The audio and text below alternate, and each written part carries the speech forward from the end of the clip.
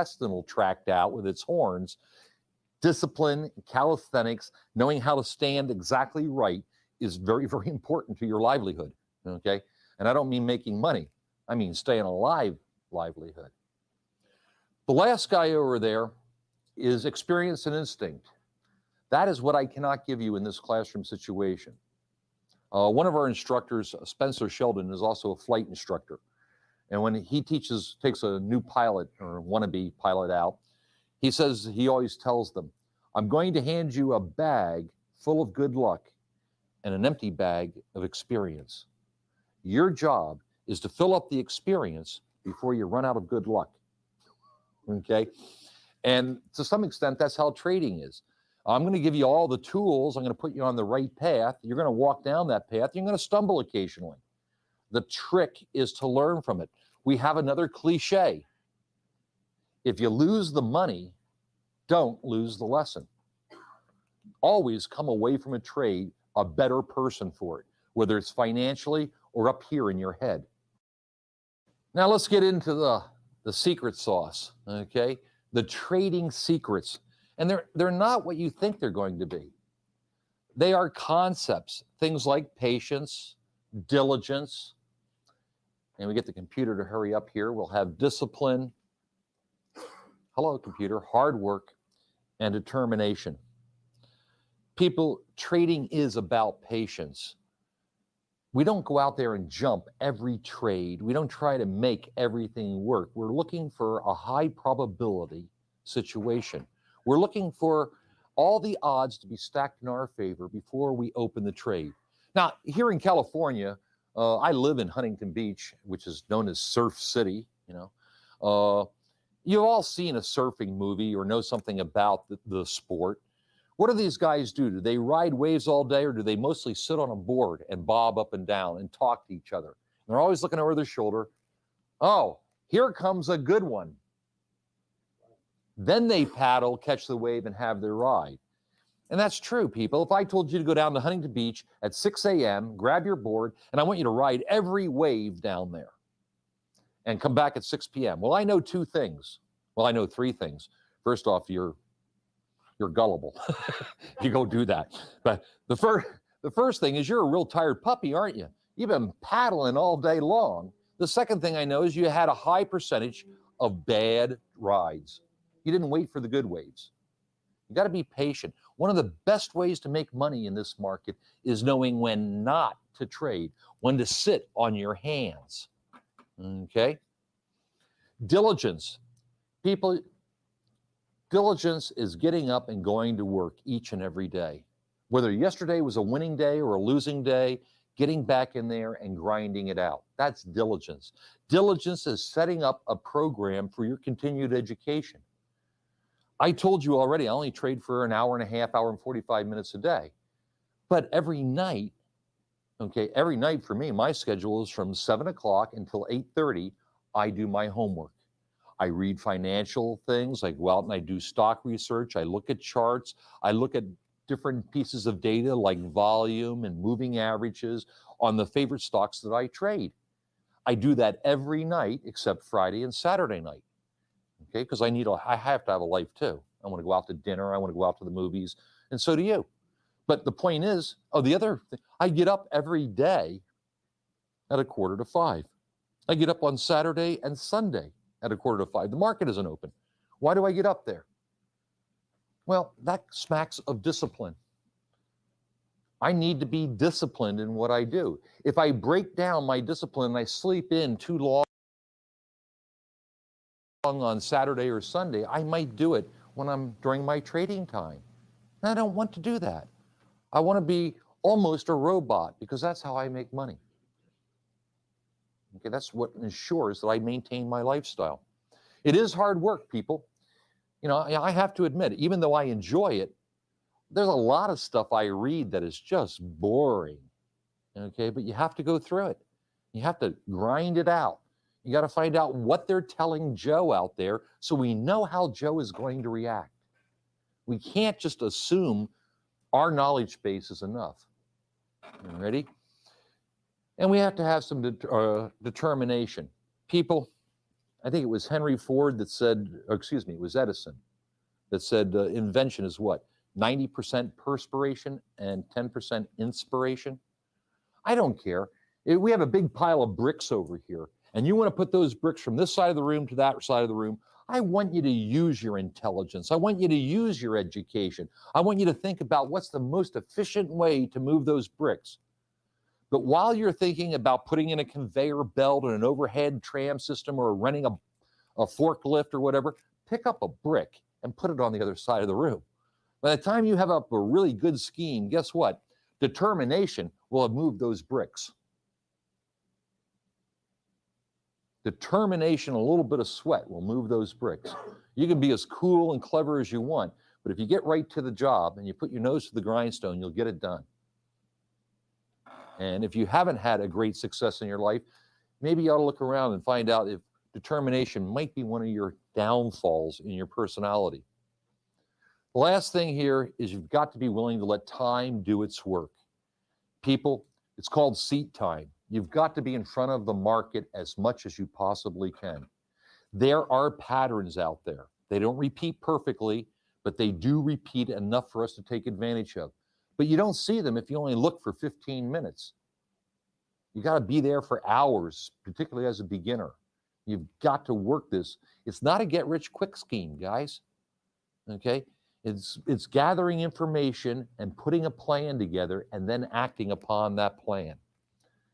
Questions so far? Yes, Jim. Mike, is there any magic bullets out there as far as software? The question for everybody is, unfortunately, is no. Okay? There's a lot of different black boxes, we refer to them as. Some of them actually are a box. Some of them are just a theory. Okay? But none of them work consistently. First off, if you could buy it, why would they sell it if it worked? Okay? Why do they sell it? Because it doesn't work anymore. There are some concepts in computer right now where the computer can possibly learn as conditions change.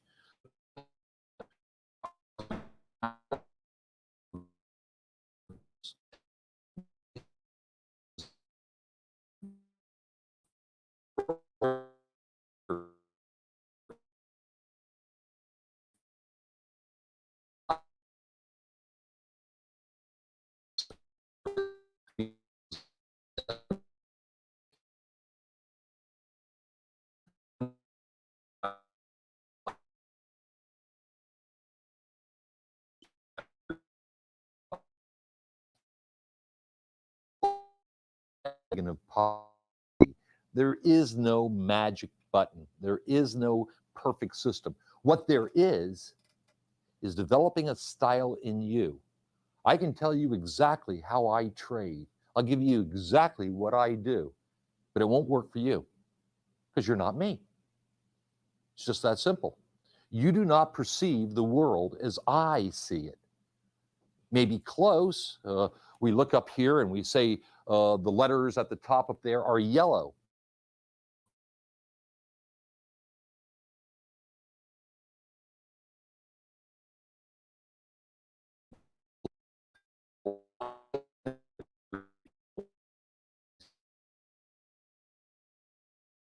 How perceptions are different.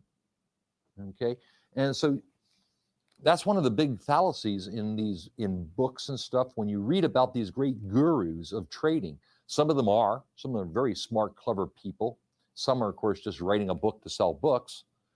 They're all doing it in their own best interest, not in yours. But you can't adapt and adopt their methodology perfectly. There may be some golden nuggets in there that you can pull out to use and adapt to your way of thinking.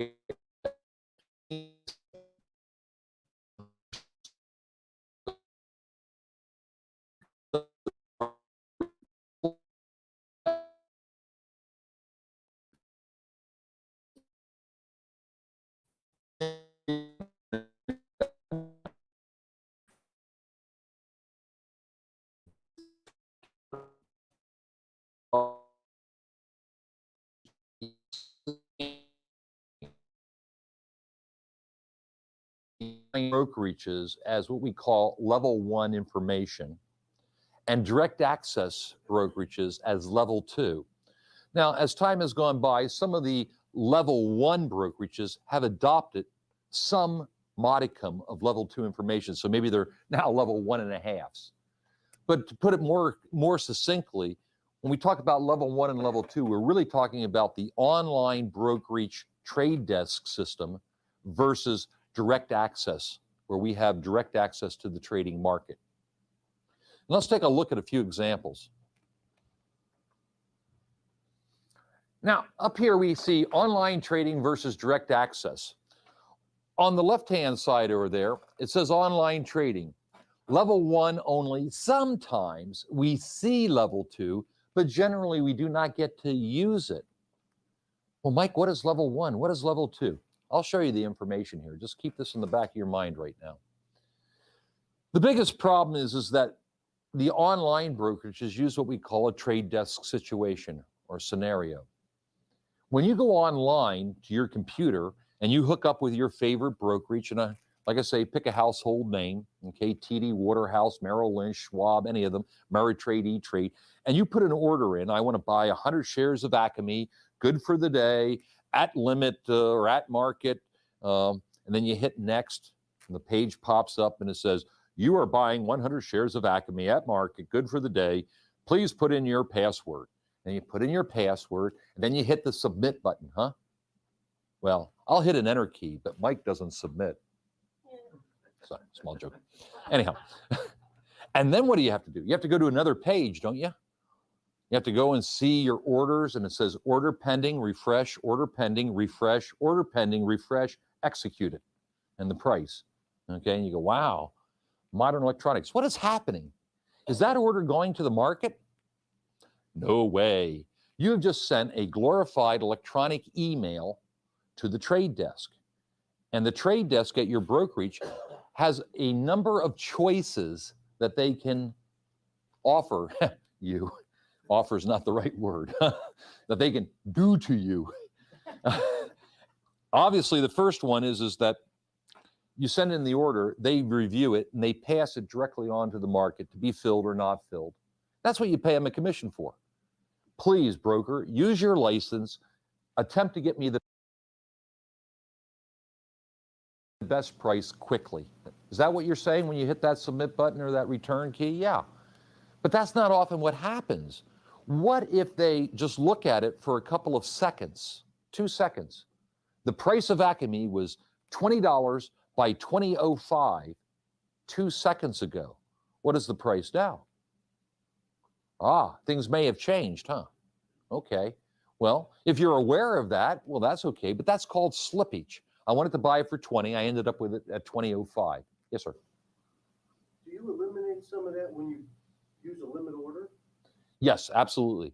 The question is should we use market orders or limit orders to limit our slippage? And the answer is use a limit. As beginners, I want to see you guys limit in and limit out under control. And when in jeopardy, when in panic, when in emergency, we'll use a 911 market order to close our transaction. But certainly as beginners, I want you guys using limits. Now, the problem with a limit order is what? You may not get filled, but better money missed than money lost. But then that kind of covers us as opposed to the direct access, the Ameritrade thing, if we go in with a limit. Right. But with direct access, you can see everything that's going on. So as you become more sophisticated, there's going to be times when you will use a market order, but you'll be using it far more safely. When you send a market order to a brokerage, people, you're writing them a blank check. Okay? And that's something you have to consider. So they send it to the market for their benefit when they want to. Let me ask you guys a question. Okay, you go out to, and I'm not saying any of these people are bad people. I'm saying they have the potential to be bad people. Okay, you go on and you have Acme brokerage. I'll use that generic term so I don't get anybody upset. Okay, and you say, Cisco, get me a quote. And the thing pops up, and whatever the price of Cisco is, it's $25 by 25:02. You go, wow, that's just where I thought it should be. How do you know that that's the real price? What if they just said it was $24 or $27 and the real price out in the market was $25? How would you know? Do you ever call up a second quote and compare them? No. You just believe, you trust, you hope that your brokerage is doing good by you. And they probably are. But as they say in law, if it has impropriety in it, then if it could be improprietous, it is impropriety, okay? And you got to be careful about these things. We are going to use data that comes from the source, not from the brokerage. I want to see it. I want to see it real time. I want to see it streaming. I want to see it changing, okay? I want to see the prints, and I want to see the quotes, and I want to see that they're correlated. That way I know I'm getting the right price. That make sense? Not yet? You have that clear as mud look on you. I can't honestly answer that. The question is if you're seeing level 2 from the NASDAQ, then you're seeing reality, okay? If you're seeing a level 1 quote, okay, then you don't know where that source is. And that's what I said at the beginning of this. The problem is that some of these brokerage have starting to show you level 2. I'm not saying that they're all crooks, people. I'm saying that what? They have the potential to slip bad data. Do they? I'm putting this onto tape. I am not going, you might be an attorney in here. I don't want to get into a slander suit. At some point in time on a break or something to look at what you pulled up the market earlier and then actually pull up my account on the screen and see if they're close? Sure, well, I'd be delighted to do that for you. I might just be curious. Sure, and you should be. You should be protecting your money at all times, people. I'm not saying that everybody out there is bad. I'm saying that you need to keep skepticism and cynicism in your trading. You keep love, harmony, and trust in your family, okay? But always be skeptical. Be always critical. because it's your bucks, people. You worked hard for them. Keep it. You ready? The second thing that they can do is what they do mostly, and that's called internalization. Again, this is perfectly legal, but your brokerage isn't trying to help you. What if you called up your brokerage and you said, oh, you're my favorite broker there, Herb, okay? I'm going to buy 1,000 shares of Cisco today. And your broker says to you, well, Bill, we're going to be dumping all of our holdings in Cisco today. Why don't you wait and buy it tomorrow? You'll be able to get it at a cheaper price. Now, would that be a good broker? Do you think they're going to say that to you? No. So when you go in there and you buy Cisco, if they bought Cisco at $18 and it's now at $23, they're very delighted to sell it to you at full retail. Do they give you a discount? The Cisco is trading at 20 by 2003. What are you going to get filled at? 2003. They're not even going to give it to you at the 23. They're not going to give it to you at 21. They're not going to give it to you at 19. They're going to get full tariff for it, okay, because they're working in their best interest. This is called internalization. What if you had a large block of Acme or Cisco or one of the other stocks, and you said, I'd like to sell that, and they fill it instantly? Well, they're buying it, okay? If they're buying it, does that tell you you may have made a mistake? Why would they buy it if the price was going down? No, they think the price is going to go up. Maybe not this instant, but in the foreseeable business future that their plan revolves around, they see it as a profitable trade. Let's talk about that for just a real quick sec. Have you guys ever thought about trading? I mean, we go on here, we're so inhuman, we're so desensitized because we're with computers. But when we buy and sell, we are making a perfect antithetical transaction. I walk up to Cy over here and I say, Cy, I'm selling Cisco. Would you like to buy some? And he says yes.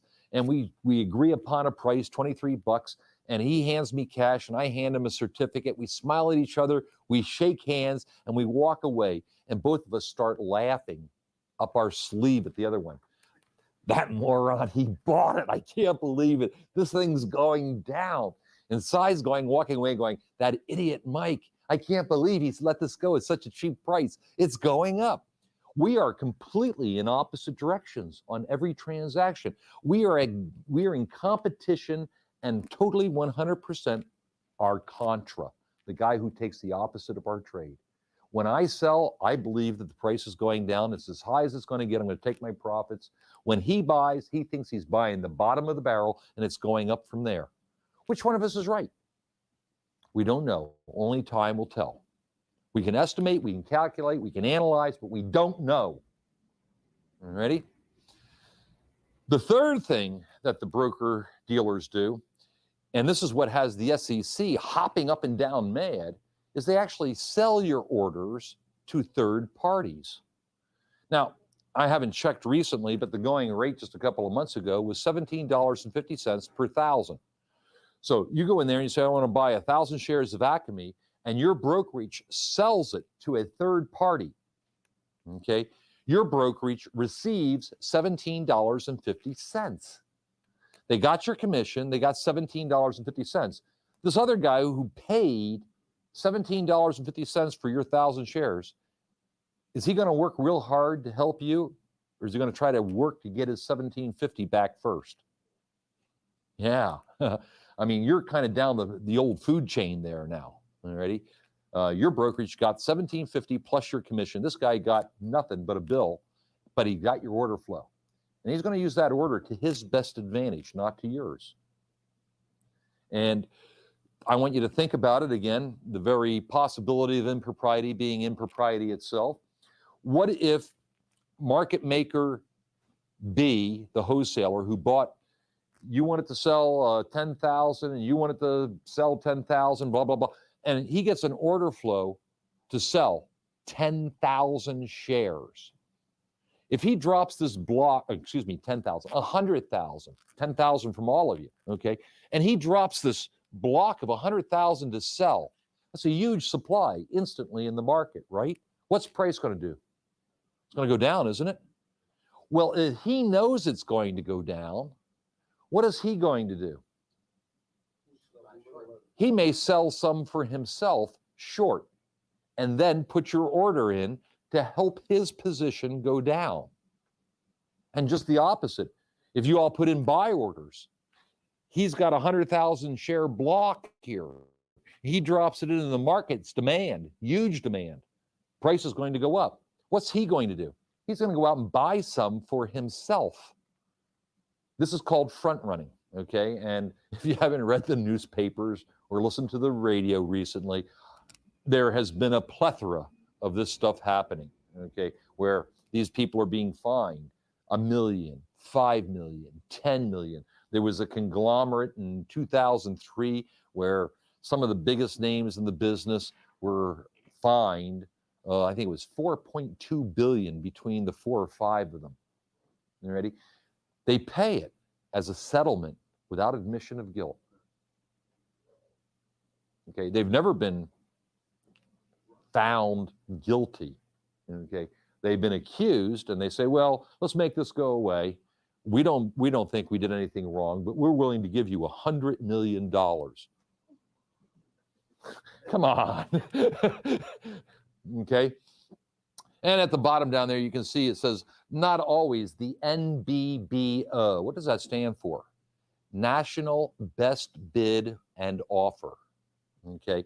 In other words, again, if you're only looking at a level 1, now you have streaming data, you're probably closer to capital T truth. But if you only have a level 1, how do you know that that's the correct price? And certainly, if it's not streaming and you don't hit the refresh button, every second it becomes less true, doesn't it? I mean, you bring it up onto the screen, you look at it, it was true in that instant. But 5 seconds, 10 seconds, a minute from now, unless you refresh the screen, it's not necessarily the national best bid or offer. These prices change rapidly. And you say, I want to buy it for 20, and you get filled at 20, you're a hero. But what if the price is now $19.95? How would you know?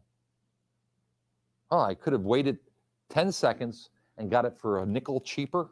Well, again, on 1,000 shares, people, that's an extra $50 in your wallet. And $50 is a nice lunch for one. Huh? I do things on valuation, by the way. You can't tell, can you? Okay, let's talk about the other side. Direct access trading. Well, with direct access, we go around that trade desk. We don't let somebody handle our order. We're going to put it through a broker-dealer's computer. Their computer is going to check it to make sure that we're traders in or clients in good standing. We're still going to pay a commission. We still don't get to beat the commission, people. Alrighty? And that's all that's going to happen. If we meet the requirements, we have funded account, we have a legitimate account, we go right from their computer into the NASDAQ, and you can actually see yourself in the market. Okay, when you post to buy, just like a market maker, or offer to sell, you will actually see yourself in the market. And I'll show it to you. You ready? By being able to see yourself in the market, we are therefore effectively advertising for ourselves. Has anybody thought about what you want to be when you grow up? Okay, when you become a trader, what is your business? What is your generic occupation? I mean, like, are you an electrician? Are you a plumber? What are you if you're a trader? Anybody? Haven't thought about it, huh? Well, what do you do for a living? Is that what you do? That's not how you do it, huh? What do? Do you buy and sell? Okay, would you like to buy low and sell high? Is that what a merchant does? Does a merchant go out and try to buy wholesale inventory, dust it off, hold it up to the public, and then they buy it at retail and you net the profit? Is that what a merchant does? Oh, so maybe we're merchants. What are merchants good for? Ease of transaction. We provide liquidity in the market. When you guys want a glass of milk, you don't jump in your car, drive out to Dairyland, climb over that barbed wire, muck through the mud, kneel down, and milk Bessie. You go over to your local grocery market, whether it be Albertsons or Vons or Ralph's or Kroger's or whatever's near you, okay? And you go to the back of the store, and there's Cal in a carton, okay? That's where you get your milk. It comes in a square thing, you know, and you pay, you know, $2.50 a half a gallon or whatever the going price is. How did you know to go to that store? You didn't do it psychically. No, Trish said they advertise. They send you out circulars. This week only, potato chips half off. Buy your beer here and we'll throw in some hamburger buns. I don't know. Okay. They come on the radio, the television, and they tell you that milk is for sale. So if you're going to be a good merchant, would it be good for you to advertise? Uh-huh. Now, when you place an order with your broker dealer, if they sell it to you out of their inventory, they need to replace it. Do they advertise for you or do they advertise for themselves? Ah, they advertise for themselves. Very good. Okay. So we need to be able to see ourselves. And if we really want to buy wholesale, okay, we can actually post and buy at the national best bid or sell at the national best offer. We can be a market maker, just like Merrill Lynch, just like Goldman Sachs, Lehman Brothers, Dean Witter. Who picked? Oh, Dean Witter isn't around anymore. Okay, with level 2, we also see the depth of the market. And of course, as we're going to talk just in a second about level 2, I'll show you what I mean by that. Okay, but we can start to see who's doing what to whom, how much they're doing, what their intentions are, and how we perceive it. We'll never know exactly what they're doing, but how do we perceive it? How does the public perceive it? Remember, we got to get back to the psychology. So we can use either level 1 or level 2 as long as we cut out that trade desk. If we can go directly to the market, then we are direct access. Everybody with me? Now, here is a typical level 1 screen. Okay, and if we look up here, we can see that the last trade, the price was $19.80.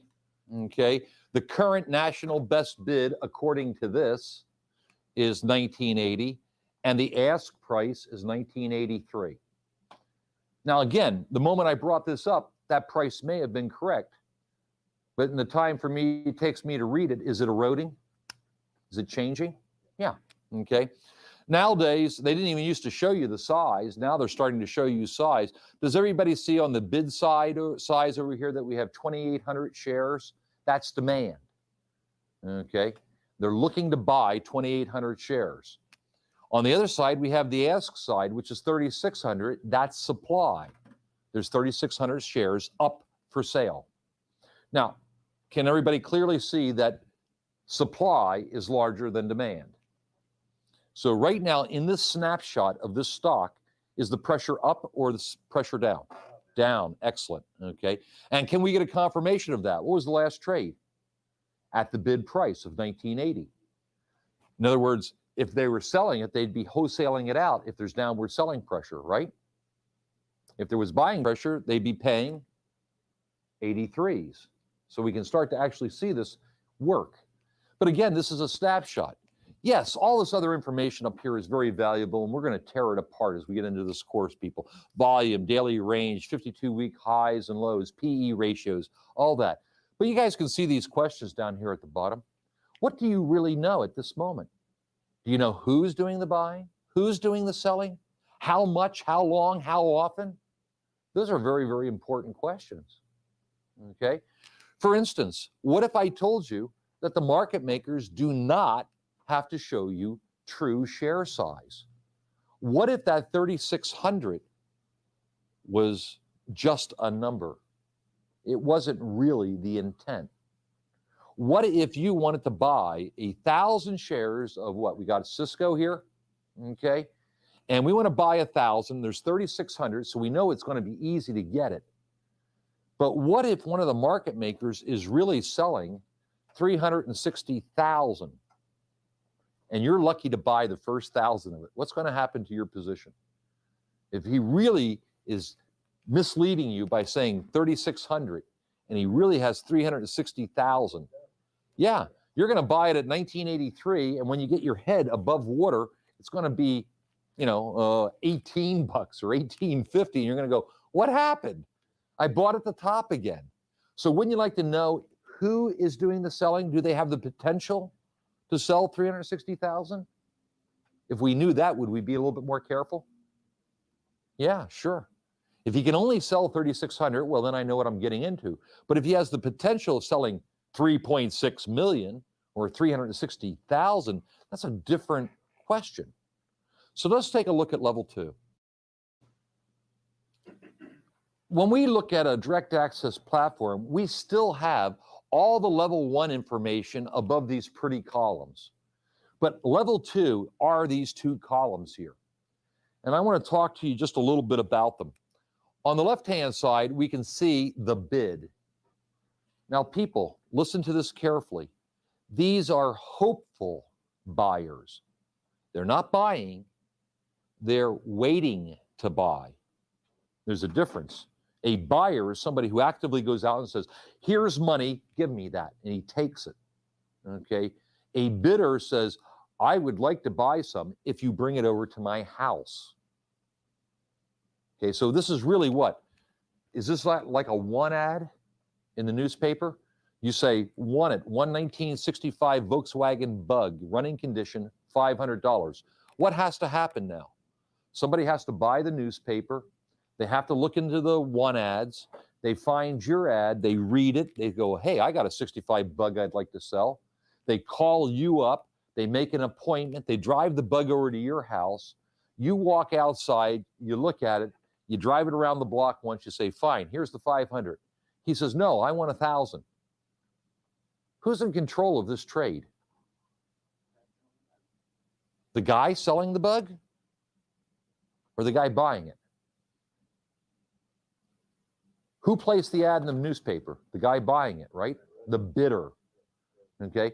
This other guy looked in the newspaper, found the ad, called the phone number, drove the car over to match your conditions, and then he changes the price. What are you going to say? Take a hike. Buzz off. Somebody will be by. I don't want to pay more than 500 for a Bug. I'll just wait till the next guy calls me. Somebody who can read English. You obviously can. It says clearly 500. Now you're trying to stick me up for 1,000? I'll tell you what, kid. I'll make it 525. Give me the pink slip here and I'll give you a ride home. Okay? If you don't like the deal, walk.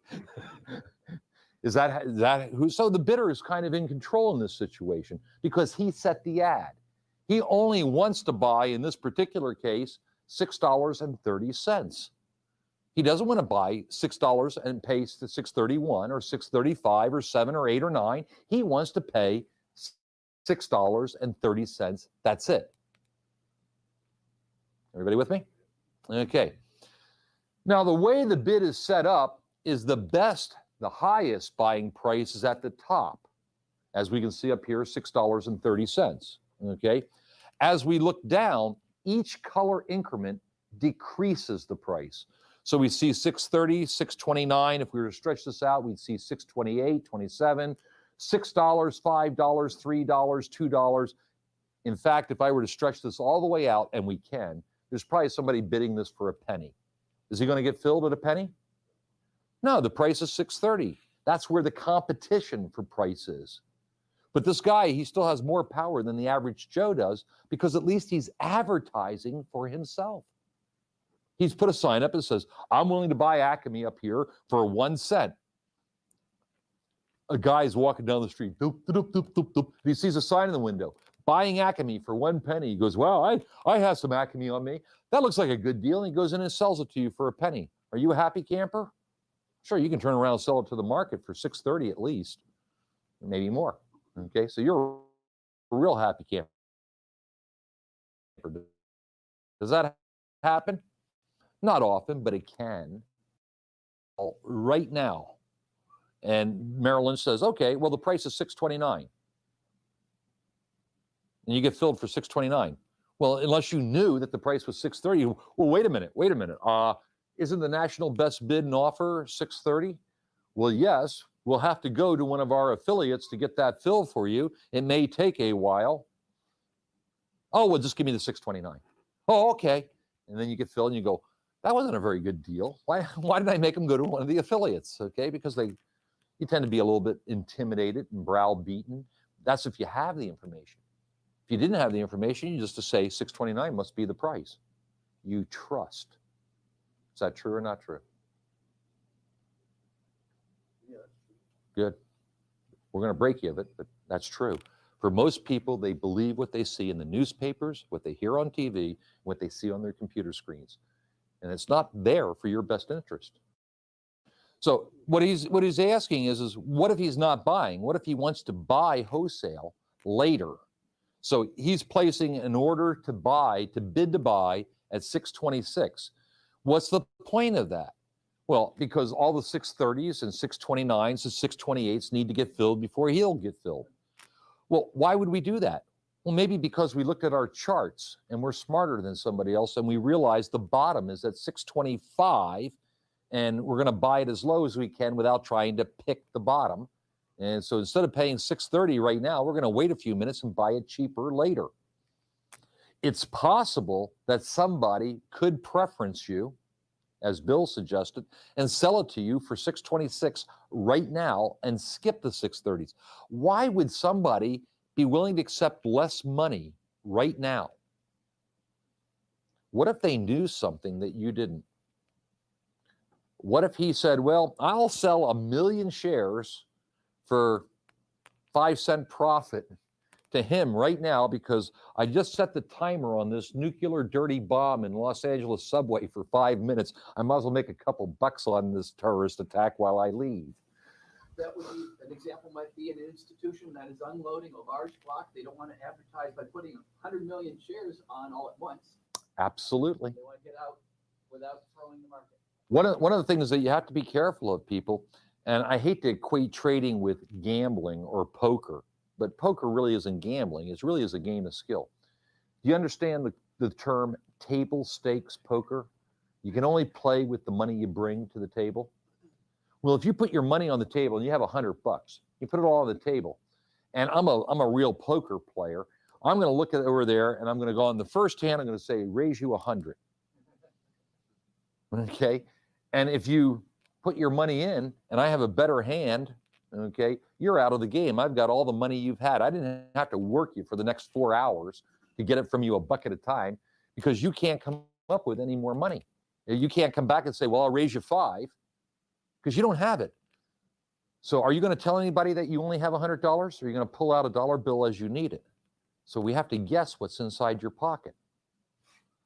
So you don't want to tell everybody everything. Now, we're going to get into the tactics and strategies of all this. I need to get over some of the definitions so you see how these things, but you'll start to understand that nothing is done without a purpose here. Okay? So does everybody understand that the bid, the highest price is at the top and it gets consecutively lower as we go down? The next column is called name, okay?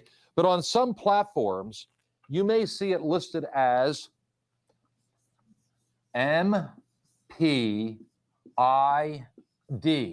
which stands for Market Participant Identification Number or symbol. Guess it's not a number, huh? You ready? Now, there are over 500 market makers out there. There's 8 ECNs, there's a couple of UTPNRs, and some other flies in the ointment. What do all those letters mean, Mike? Relax, guys. You pretty much already know what they mean, and they're fairly intuitive. If we look up here on the inside bid, we see SCHB. Who is that? Schwab, okay. Right below it, SBSH. Smith Barney Shearson, huh? How about the GSCO at 629? Goldman Sachs Company, very good. Here's a little tougher one. How about WCHV? Wachovia Bank, which was a big bank in the Southeast. They figured they couldn't make money fast enough as a bank, so they switched into trading. Think about that. Okay. Here's one that usually stumps them. BEST. Best. Who is that? Bear Stearns. Okay. But trust me, guys, within just a couple of hours, tomorrow, you'll be going, oh, there's Montgomery, A.G. Edwards, UBS Warburg, Knight Trimark. You'll be able to sing them out. But most importantly, you don't have to memorize 500. We're only interested in the top 3 or 4 players in each stock. If you've done any reading, or maybe you've heard this, we have terms that are called either hammers or axes. They're somewhat the same term. Who are they? They're the powerhouses in a particular stock. They're the ones that can manipulate and move price. All right, and we'll look at those. Now, the second column in here, the bid column, is the actual price. Now, on level 2, we only show 2 digits. It says 6.30. All righty? Now, all these guys show 6.30. There is no rhyme or reason to who gets filled next. This isn't a laundry list of order. Montgomery may be filled next. Island may be filled next. UBS Warburg may be filled next. Why? Well, if I was a UBS Warburg client, who would I go to? Would I go to Island or would I go to my own brokerage? I go to my own brokerage and they would buy it from me, so they would be the next one to get filled.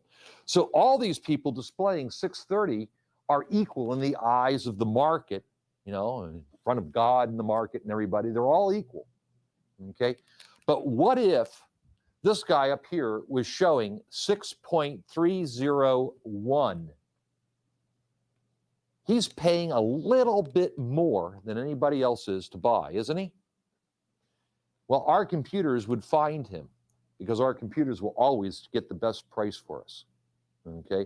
So out of this whole list, we would always find it. We wouldn't know until after the transaction that we actually got filled by Montgomery, and we'd look down at our sheet and it would say 6.301. You go, wow, I was only expecting 3.0, but I got 3.01. I'm a happy camper. I got slipped in my favor. By the way, have anybody ever thought about that? How many people in here have suffered slippage? You wanted to buy it for 20, you got filled at 20.05. Have you ever got filled for 19.95, got slipped the other way?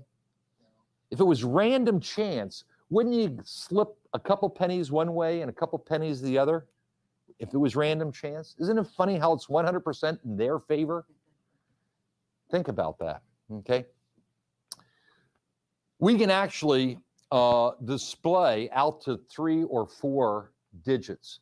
However, as I am speaking to you right now, the different markets, New York Stock Exchange, NASDAQ, under the guidance of the SEC, are trying to stabilize to at least a minimum 1 penny spread. So we may not be able to split in a few months. Okay. There is also talk, I might add, that there may bring in an inflated artificial spread. Right now, we can see up on this stock here that it's 630 by 631, a 1 penny spread. Okay. This happened in March of 2001, excuse me, when we went to decimals. Most of the larger stocks immediately brought their spreads down to 1 penny. Well, they may artificially inflate it back up to a nickel. Why? Well, that would help the market makers. They would make more money per transaction, right? They would buy it at 635, or excuse me, sell it for 635, and they'd be buying it for $6.30. They'd be making a nickel instead of a penny. They made 5 times as wealthy. Well, who do you think gets to make the rules? The market makers get to make the rules. They're a self-organized, self-regulating body. They're called the NASD in this case, the National Association of Security Dealers. So if Merrill Lynch needs more money, all he has to do is convince his other market maker pals, okay, that we should all vote on this to make more money. This is called the fox watching the hen house theory, or the golden rule. He who has the gold rules.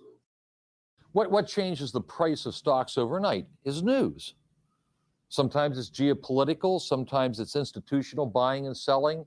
News events change price. There is more demand or more supply the next morning, depending on whether it's good or bad news. So it just jumps like that. Just jumps like that. So, I mean, somebody has revalued it for some reason. It closed tonight at $6.30. Acme, CNBC comes out and says, oh, Acme beat the street. They're doing a fabulous job. We think this stock should go up to $12. What's going to happen when the brokers come to work the next morning? There's going to be 1 million buy orders, aren't there? Before the market opens. Before the market opens. And that determines. And they see that and they go, well, the demand is really high and we only have a limited supply. Should we sell it for $6.30 or should we sell it for $7? Well, if they'll buy it for $7, let's make the extra 70 cents. And that's what causes the gap. Now, that might be an institution buying, an Oppenheimer or a Janus fund or a Fidelity or a Ben Franklin. It may be the AFL-CIO. It could be a very large organization like Goldman Sachs doing the buying. It could be the general public doing the buying. All these, but there's a valuation change overnight due to news. That's what causes gaps. It could go the other way also. Yeah, oh, absolutely. Gaps up, gaps down. Yeah, it could be bad news. Alrighty. Look at today. I mean, the Dow closed at whatever it did above 10,000 on Friday. It may close, it gapped real low today. The S&Ps broke 1,100, all based on what? Terrorism or payback, revenge in the Middle East, somebody blowing somebody up. Okay, back to level 2. The last column is our share size. And on this particular platform, we have full share size displayed. Some platforms divide by round lots. In other words, they divide by 100. A round lot is 100, 200, 500, 1,000, okay? So you might see a platform that says 25, 30, 97, or 10. You have to mentally add 2 zeros to it, okay? Now, level 2 only displays round numbers. So they round down. So this guy down here, we see Bear Stearns, 629, 100. He might really want to buy as much as 199. But they round down to 100. If he wanted to buy 250, it would just say 200. They don't show you the odd lot. Everybody with me on that? Now, obviously, market makers like Bear Stearns and Goldman Sachs, they don't have a 99 tucked in there. They're saying 5,000. They don't have time for that nonsense.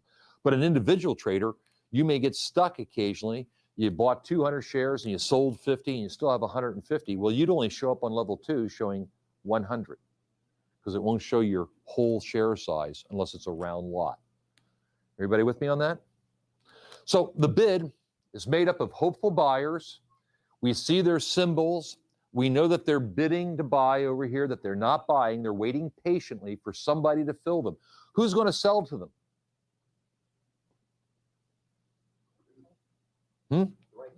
None, not at all. Right-hand side is not selling to the left-hand side. The left-hand side isn't buying from the right-hand side. They buy from the public. Okay? Let me... I'm sorry, say that again? Yeah. All right. Okay, I can see clear as mud. Let me talk a little bit about the ask, and then I'll put them together and I'll show you how they work. The other column, the right-hand column, is called the ask or the offer. We refer to it as the offer because it's easier to say. Say ask 6 times in a row, and you might become offensive to some people. Okay? Or you could say it was a cruel man that put the letter S in the word lisp. Okay?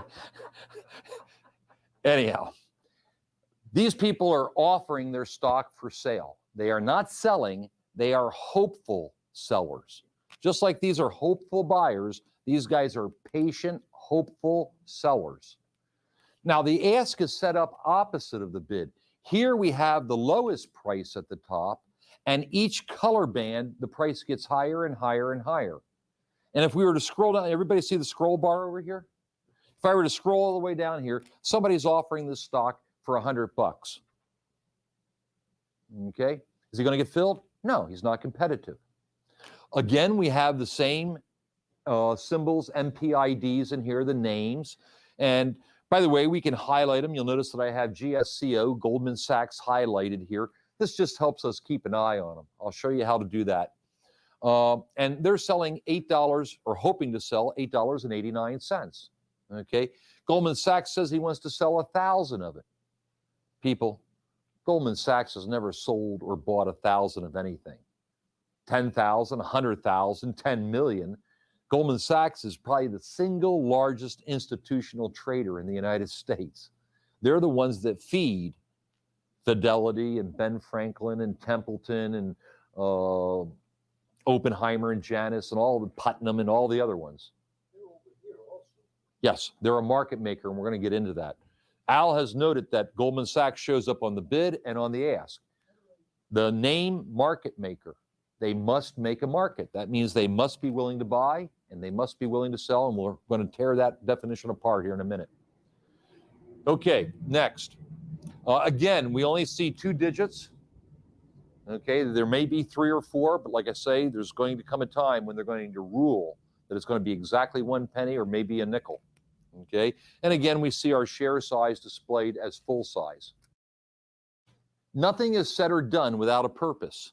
And if I happen to know the biggest of the sellers in the market is selling right now $8.89, I know one thing for sure: I'm not going to buy.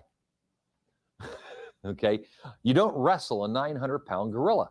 If he's selling, I'm not buying. Does that mean I'm selling short? Depends on situation. He may be buying and selling now to take a profit and the thing's going to go higher. I wouldn't want to sell short. Okay, but if I bought along with him and he's now selling, should I be selling? And people, this is the first concept in easy tactics. I'm getting a little off base here. But let's say the stock opened at $8 this morning. And after 15 minutes, we see Goldman Sachs buying $8.10. And 20 minutes go by and he's buying $8.30. And 15 minutes go by and he's buying $8.50. And another 20 minutes go by and he's buying $8.86. What is Goldman Sachs doing? He's accumulating. Very good, Ken. He's buying it up. And doesn't he pretty much have to buy it? I mean, if he didn't have to buy it, would he pay ever higher prices every few minutes? Or would he wait for the price to come back down tomorrow or the next day? So he must have a need. We don't know what that need is. Now, it could be an institution that says, Goldman Sachs, you must get us 100,000 shares of Acme right now to cover our fiduciary responsibility. I don't care what price you get it for. We've got to have it to make our business run right. Okay, boss, I'll go out and I'll start buying it. I'll try to get you the best deal. But you understand, if I buy it all morning long, the price is going to go up. They go, we understand that. Does it matter what the reason is? No. If I see this happening, what am I going to do? Am I going to buy with him or am I going to sell against him? Buy with him. And then as Dave pointed out, what if a few minutes later we see Goldman Sachs show up at the inside ask as a seller? We bought it with him at $8.20. Are we going to take our profit off the table? You bet. If he's selling, I'm selling. Now, it might go up again. I can buy it again. That's what I do for a living, people. I buy, I sell, I buy, I sell, I buy, I sell, I buy, I sell. I don't buy and hope that Goldman Sachs will go away. Okay? I'm not going to buy in the face of all adversity.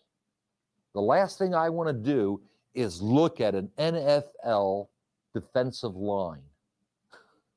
Hut. Oh my God. That guy's arm's bigger than I am. Okay, you know, I'm not worried about how much he weighs. His calf is bigger than me. Okay, you don't do that, people. You, obviously, probability is what? Go with the 900-pound gorilla. If he's selling, we're sellers. If he's buying, we're buyers. If we bought and he shows up as a seller, take your profit off and step out of the way. Yes? So we can assume we got hopeful buyers and hopeful sellers. We can assume that those are buying and selling. People are selling to them and people are buying from them, yes. Right.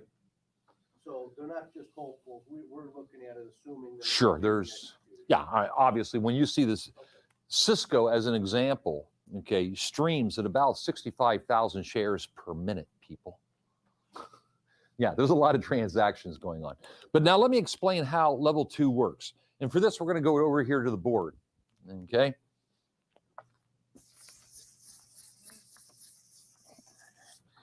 And we have a stock market street. It's called Rodeo Drive. Okay, for all you guys who are shoppers, you know what that is. And here's a street. Everybody see the street? Okay. And on the left-hand side of the street, there is a series of businesses.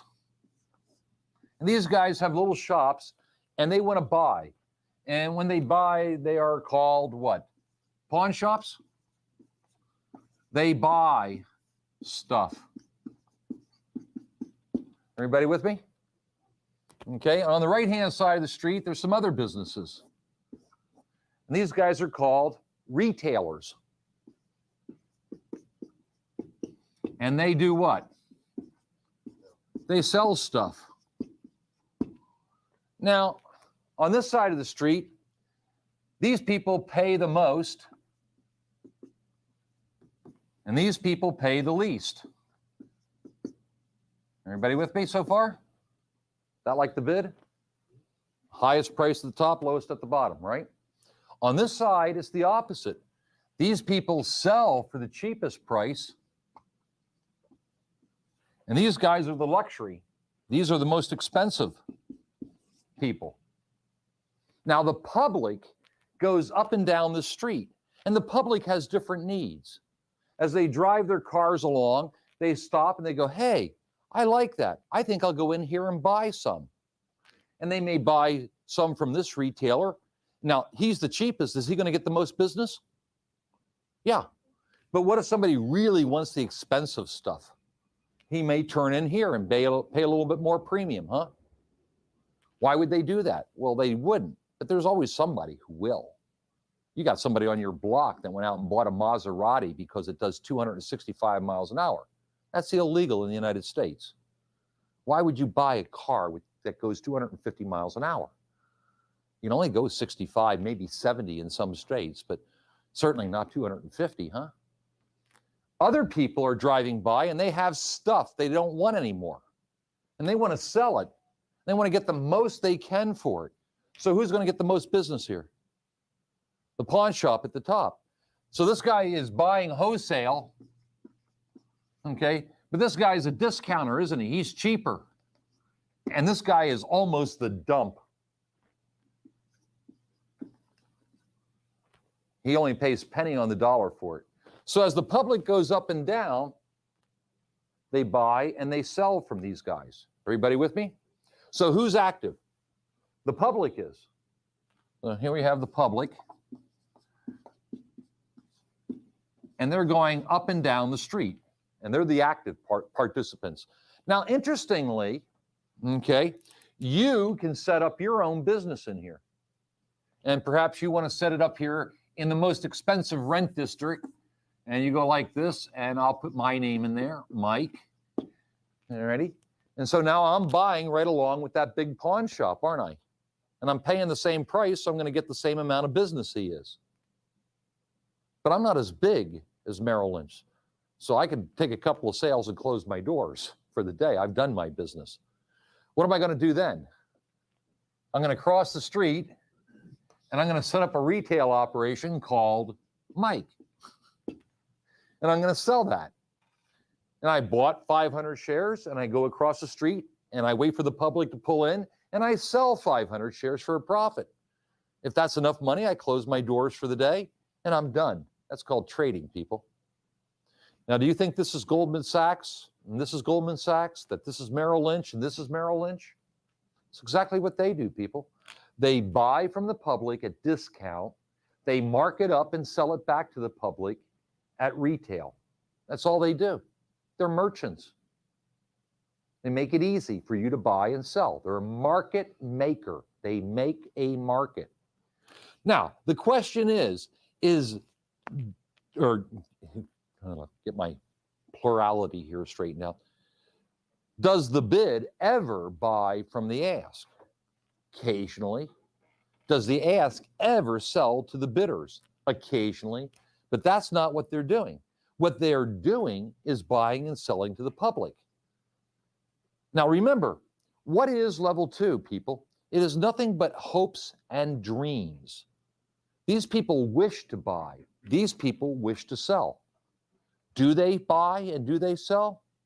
Well, they don't have to get filled, do they? The public, these guys say, we're buying $8.88, and the public says, well, we just don't want to sell today. Well, they can wish all day long, and they're not going to get filled. They have to what? Raise their price if they wish to get filled. All righty? So that's only hopes and dreams. They only wish to do these things. It doesn't mean they will. Now, as David pointed out, do they get filled? Oh, yeah, at a high rate. They're there to do business, and they're competitive, and they're finding the right price to match the public's needs. But the reality of it is they don't have to be filled. Okay? Level 2 is the leftovers of the market. Okay? Trish over here, she wants to sell 50 bucks. Ken wants to buy 50 bucks. Trade's done. That doesn't show up on level 2. They found each other in cyberspace, made a deal, and the transaction is done. Okay? Thomas wants to sell 51. Cy wants to buy 51. Trade's done. Doesn't show up on here. But then as we go a little bit further, okay, we find he wants to sell 52 and Dave wants to buy 51. Uh-oh. Now we have a difference of opinion. These guys were all matched. So now he wants to sell 52s. He goes and stands at the ask. So he's standing here now at the ask on the right-hand side going, selling 52s, selling 52s. David walks over to this side of the room. He puts his back to him and says, buying 51s. They're not talking to each other anymore.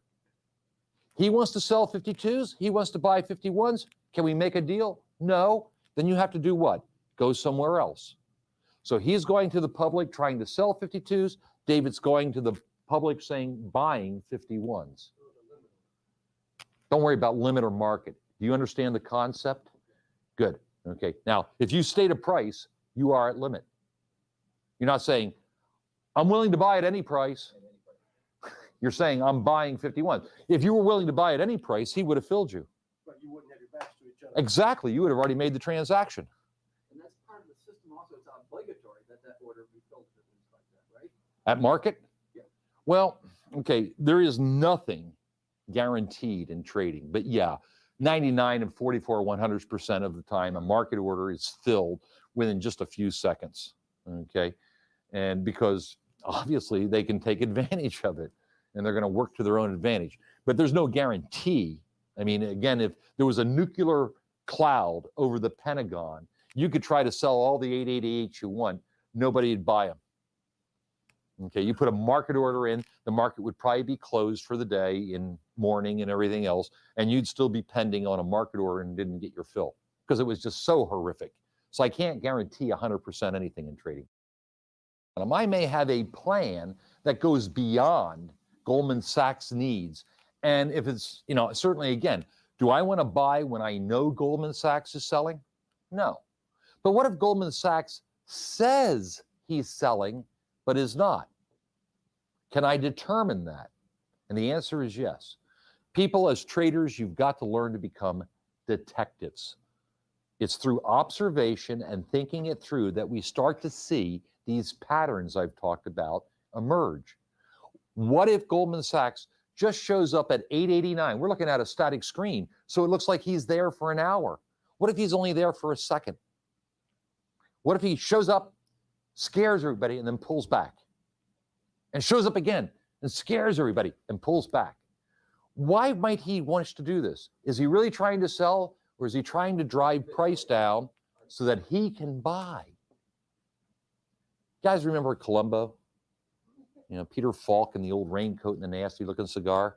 What was Columbo's gig? He would talk you until you died of boredom, okay? And then he would leave. And as he would leave, he'd go, Cy, no more questions. No more questions. You've been a great help. I've talked to you about my basset hound. I've talked to you about all this. You're dying. I'm leaving. And he would walk away and he'd go, but one more question. And then you would go, I confess to the murder. I just can't take you anymore. That smelly cigar. Okay. Was that his gig? Yeah. Okay. So that's what we have to do. We have to constantly be asking ourselves, why is Goldman Sachs at 889 showing 1,000 shares? Is there a point to it? And we're going to tear that apart when we start getting into tactics. We got a mile to go, people, before we start to get into that stuff.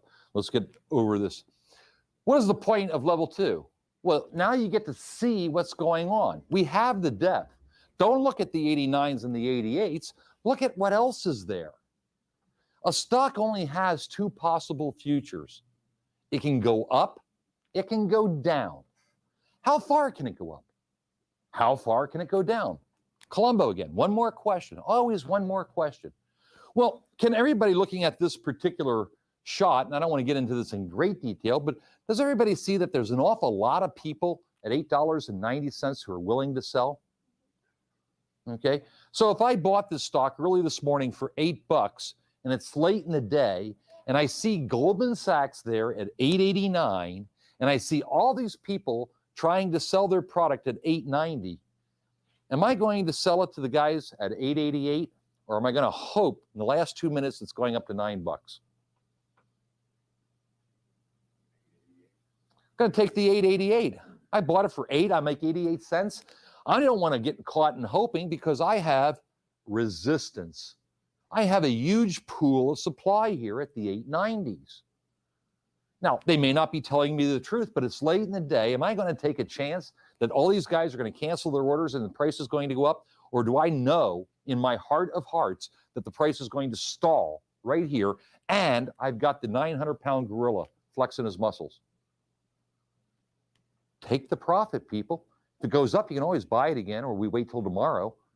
But the chances of it right now have more of a chance of going down. There's more players with very large share size. Does everybody see that? How far can it fall?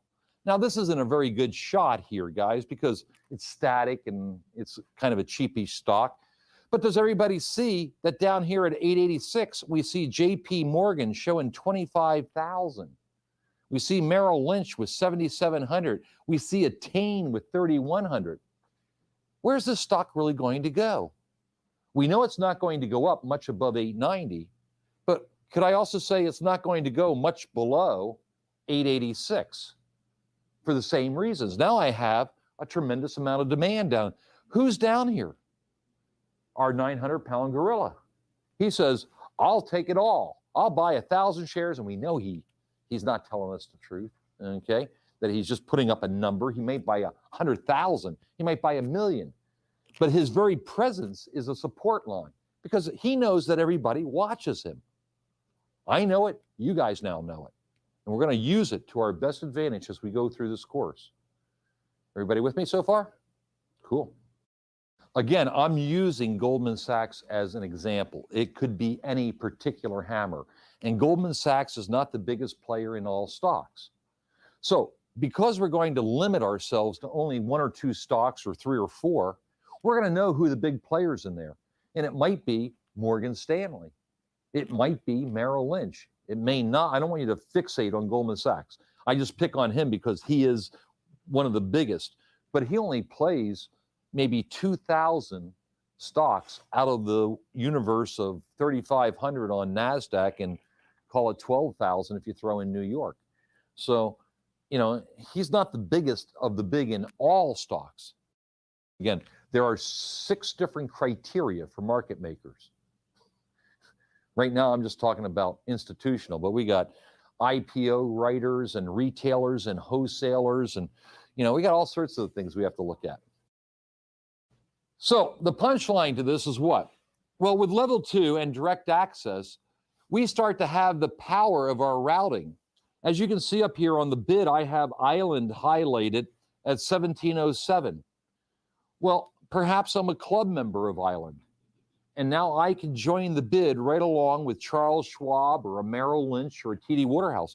People, in 1997, we found out that we have the same rights as they do. Our dollar spends just as well as theirs does. They may have more dollars, okay, but their $1 is no more valuable than mine. So I have the right to go into the market. Now, understand that under constitutional law, we are not allowed to trade real property without a license. You guys all know this. If you've bought or sold a home or a business, you have to have a real estate broker. And when it says homes for sale by owner, that's not true. There may not be a real estate retail broker, but you still have to go through an escrow. There has to be a deed recording and all that. Now everything has to be certified by somebody with a license who blesses it. Same is true here. You and I cannot trade Cisco. That's buying real property. That's ownership in a corporation without a license. How do we do that? We're going to borrow that license from our direct access trading brokerage. And we're going to do it through an ECN, an electronic communication network. Don't worry about the definitions. We're going to get all those. But if I'm a club member to the Island Club, I can go over here to the bid and buy 1707s, which is wholesale right now. Once I buy them, can I post my offer to sell at 1708? Yes, I can. These are not the same people. These are just the same club. These people think it's time to buy. These people think it's time to sell. Now, when we just look at this, we do not know. Is this one guy with 700 shares or is it 7 guys with 100 shares? There's a way to tell, and I'll show you how to do that when we get into the platform. But do you understand that there's just a difference of opinion here? You ready? So we get to buy on the bid or sell on the ask. People, that is not the most important thing about level 2. The most important thing is that we can see what's going on. We have the transparency of the market. There are many times when you will be just delighted to pay retail and buy 1708s and not even mess around with the bid. What if the good news hits the stock and you're sitting over there at 1707 and the ask goes 1708, 1709, 1710, 1720, 1718, 19, and you're still sitting there going, gosh, I'd like to buy at 1707. We're talking about level 2 here. The importance of level 2 is in immediate risk management. People, at the moment of transaction, every trade should be a scalp. And by that, I mean, I don't care whether you're going to buy it and a second later you're going to sell it, or you're going to buy it and a week later you're going to sell it. At the moment you buy it, do you want to get the best price? Well, please, somebody nod your heads. Yeah, of course we do. And at the moment we sell it, do we want to sell it for the most? Of course we do, okay? So at the moment of transaction, we always want to try to get it. I had a student say to me, Mike, all I want to do is buy it on Monday for $50 and sell it on Friday for $60, and I'll be happy. And I said, well, that's great. But of course, if I'm going to do it, on Monday, I'm going to buy it for $49.74. And when you sell it for $60 on Friday, I'm going to sell it for $60.23. I'm going to be happy. I'm going to be happier. Why am I going to be happier? Because I made more money? No, because I was more efficient. I did a better job at what I do, and that's called trading. That's what I do for a living, people. You ready? So by using level 2, I can start to see tendencies in price. Instead of just buying it at 50, is there a possibility that it could go down to $49.90 in the next 5 minutes that I wish to make my transaction in? Is there a possibility on Friday that you're selling it for 60, but by looking at level 2, I can sell it for $60.13 in 2 minutes from now by seeing where it could possibly go? And the answer to that is yes. That's what we use it for. Now, as we look at this screen up here, we can see that there's a whole bunch of buyers gathering here at 888. By the way, I didn't say this earlier, but generally traders only talk in the pennies. So this is trading 88 by 89, huh? We don't actually say $8.88. We just say 88s by 89s. So you start to get used to the lingo. You ready? So we can see that there's a whole bunch of people gathering to buy at the 88s. But people, is there an effective difference between 88 cents and 87? Really? A little bit. There's a penny's worth. That's how much there is. Exactly. There's a penny's worth, okay? In sentiment, that isn't much. You know, on 1,000 shares, that's $10. That's not much, is it? If you're buying $88,000 worth of stock, is an extra $10 much of a matter to you? No. My point is don't get hooked up in just looking at the top of level 2. The whole page is there for you to look at. And as we look at this, does everybody see, the same shot we just looked at, does everybody see at 886 we have JP Morgan down there showing 25,000 shares? Okay. And if we look over here, we can see at 890, we see GVRC with 10,000 shares. And a little bit below that, we see Island there with 9,900 shares.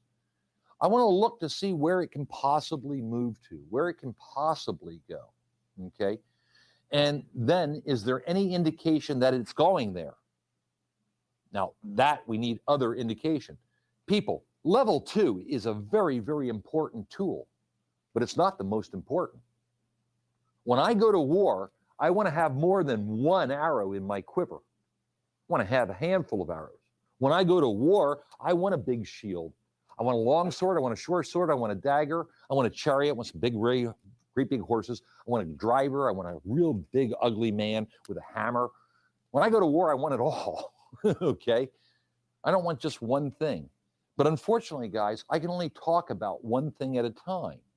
So understand that as we go a little bit further, you're going to start to see how level 2 becomes a central player in other information and allow us to make better and more refined decisions.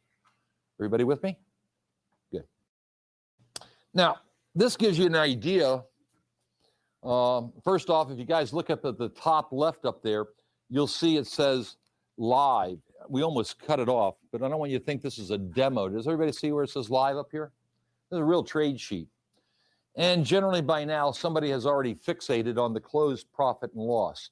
How much is this guy up for the day so far? $7,600, $78.44. Okay. What time is it in New York? Basically 11 a.m. How long has the market been open? Hour and a half, hour 27, hour and a half, right? Now, I just want to check you guys' expectations. Is $7,600 every hour and a half good enough for you guys? Is that okay? Is that enough? Okay.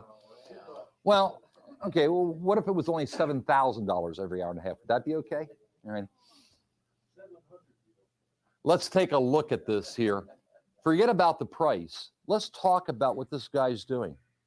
How many stocks is he trading? One. Why do you think he's trading one stock?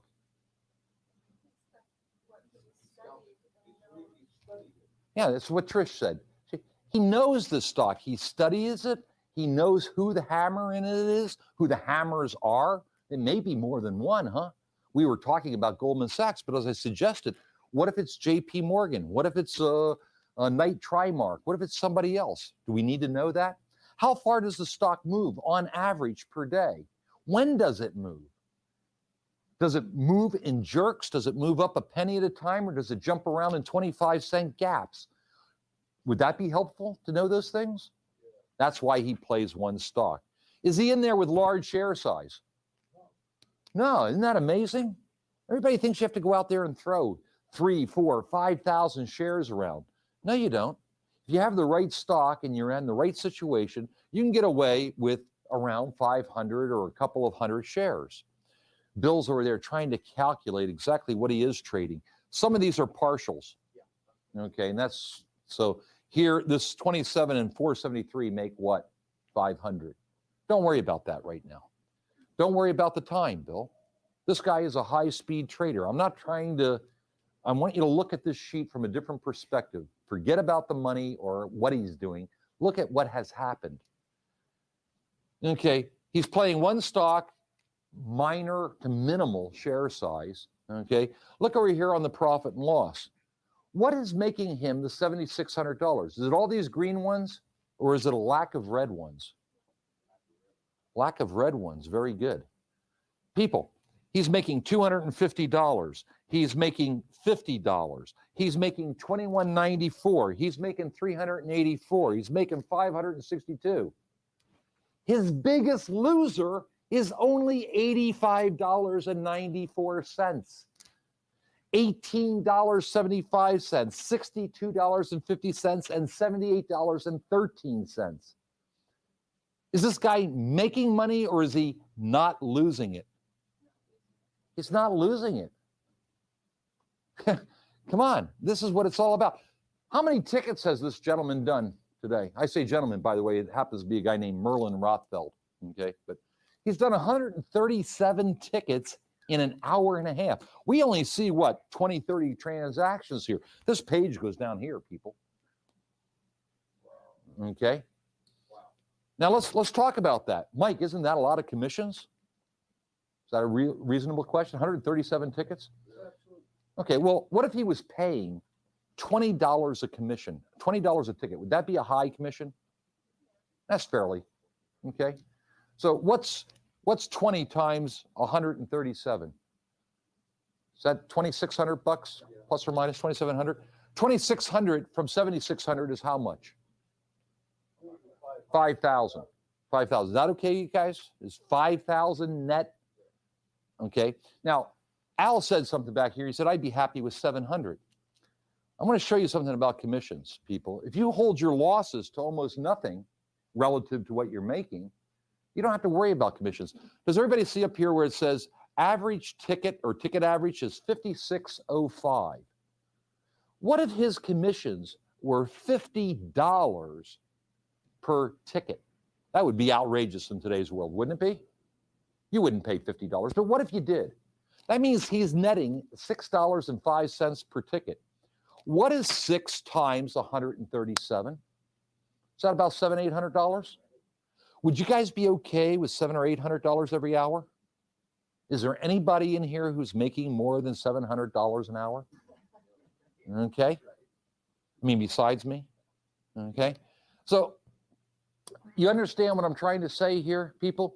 Don't get caught up. I'm not here to teach you how to be a high-speed momentum trader. This is just one style. But look at what he's doing. One stock, limited share size, so he's not taking any exotic risks. Keep those losers small. As soon as he sees they start to lose, he's out of the trade. He closes it. He's allowed to buy and sell, buy and sell, buy and sell. People, there are only 4 outcomes to a trade. You can have a big winner. You can have a small winner. You can have a small loser. And unfortunately, you can have a big loser. Guys, do you understand that if we can kill number 4 down there, if we can eradicate it, that we don't take any big losers, that we're going to make money? Small winners cancel out small losers. Big winners pay for the transactions and leave money left over. You ready? You are expected to take small losers. Losers are part of trading. Small ones are. Small losers are part of successful trading. You can't call the market 10 out of 10 times. You'll be lucky if you can call it 5 out of 10 times. But if you keep those losers small, okay, you'll find that over time you are profitable. People, I am here to teach you how to make a living every day, not how to hit home runs. Everybody knows about Babe Ruth and Sammy Sosa and all these big hitters. You also realize that they're the strikeout kings. Their batting averages aren't national championships. Their home run count is. The other problem with striking out as a Major League Baseball player, Sammy Sosa, do you think they take money away from him when he strikes out?